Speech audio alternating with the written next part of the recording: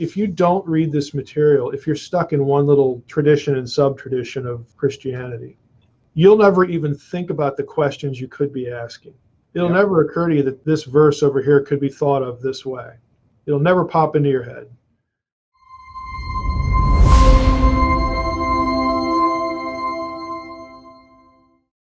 How do we then parse out what fits in, our doctrine and what doesn't? And I'll give a pretty extreme example. I can't remember exactly where it is. Somewhere in Maccabees, there's this talk of praying for the dead. There's a war and a bunch of people get killed, and the commander says, "Hey, let's go and pray for the dead so that they're not damned, to hell, basically, or whatever the correct term would be there." I've always understood, like in my Christian upbringing, that you can't pray for the dead. Once they're dead, they're dead. That's the end of that.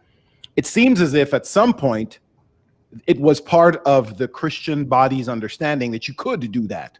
When did that change happen? And how do we determine which is valid doctrine and which is heresy? There's also something else that needs to go into the mix. Actually, I would say two things. There is a passage in Peter that people still argue about today, about whether after you're dead you get a second chance. You may get a chance to still embrace the gospel at that point. Again, there are still arguments about this sort of thing. So that's not the same thread as the other one, the prayer for the dead, but it's a related thought. And so that becomes part of the discussion. So it's not just a Maccabean idea of, at least in terms of the second chance or something like that. The other thing is we have to be really careful to assume from a book, any book, Maccabees, Enoch, whatever it is in the Second Temple literature, that everybody in the Second Temple period looked at it the same way. We have somebody, at least one person wrote that book and wrote that verse. How representative that is of not only the wider Jewish community, singular noun, but communities. Again, there is no such thing as one monolithic Judaism in the Second Temple period. It's just like Christianity today.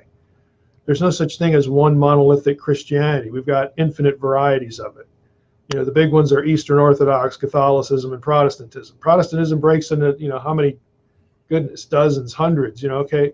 So there's no one mind and one voice in Judaism.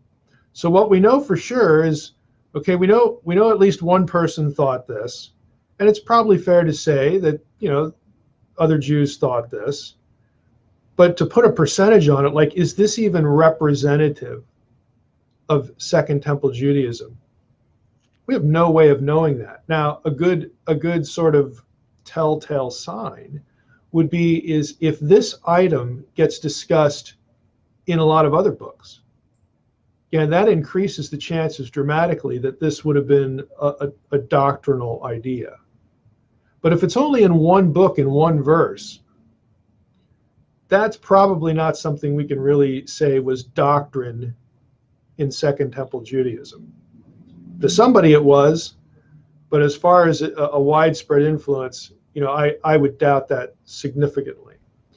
And there are other things like this, that only, pop up once or twice, So how do we know what's going on with that? So I think that needs to be part of the mix in approaching a question like this. Now, my own assessment with all this material is that I think all of it is useful. As you quoted me earlier, a book doesn't have to be canonical to be useful. All of this stuff tells us how somebody in the serious Second Temple Jewish tradition was thinking about the text. Now, this might, in the case of this verse, are they linking back to something in the text, or are they sort of being innovative?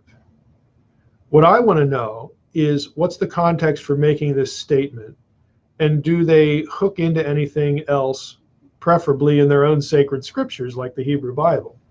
And the way you would tell that is, you'd have to, look at the Greek text of that. Are there any touch points with some other passage? Could they conceivably be thinking of this passage in the Hebrew Bible, of course, in the Septuagint, when they're using, when they're writing this in Maccabees?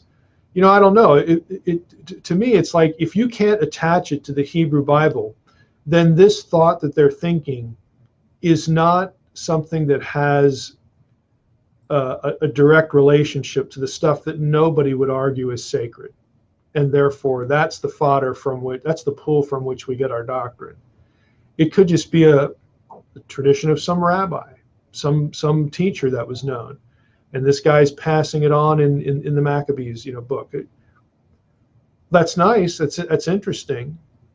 Maybe it's part of a bigger topic, okay? But at the end of the day, if all we have is some sort of rabbinic tradition that doesn't really attach itself well to the stuff that everyone accepts as sacred, I'm not looking at it as doctrine, period. It's not good fodder, upon which to build, doctrine. So again, that's just how I look at it. I'm always looking for breadcrumb trails. I'm looking for how people interpret the scriptures, again, the canonical stuff that everybody accepts. How are they thinking about it? What insights do they have here? And I'll tell you why it's useful, because if you don't read this material, if you're stuck in one little tradition and sub-tradition of Christianity, you'll never even think about the questions you could be asking. It'll never occur to you. It'll never occur to you that this verse over here could be thought of this way. It'll never pop into your head.